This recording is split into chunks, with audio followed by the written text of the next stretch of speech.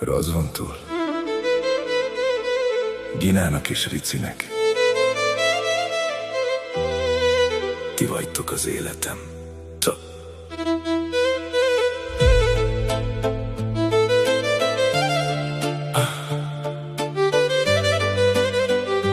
Gina és Rici, Gina és Rici, ti vagytok a szívem.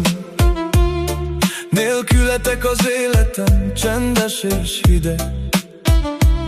Amikor átöleltek, megáll az egész világ. Ti adjátok nekem az erőt minden nap. Gina és Rici, ti vagytok mindenem. Értetek harcolok csendben, szüntelen.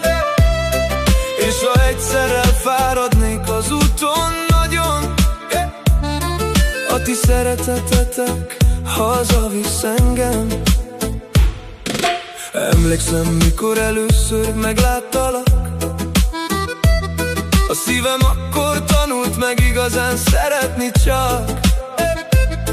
Kicsi kezek, tiszta szemek, őszinte mosoly. Ti vagytok az oka, hogy ma még élek valahol. Minden könnyem értetek hullott csendben. Minden harcom értetek volt az életben. Mert egy apa szíve örökké szeret, akkor is, ha néha összetörik odabent. Gina és Rici, ti vagytok a szívem. Nélkületek az életem csendes és hideg. Amikor átöleltek, megáll az egész világ. Ti adjátok nekem az erőt minden nap. Ha egyszer összesodorna az élet, a szívem akkor is mindig hozzátok térne.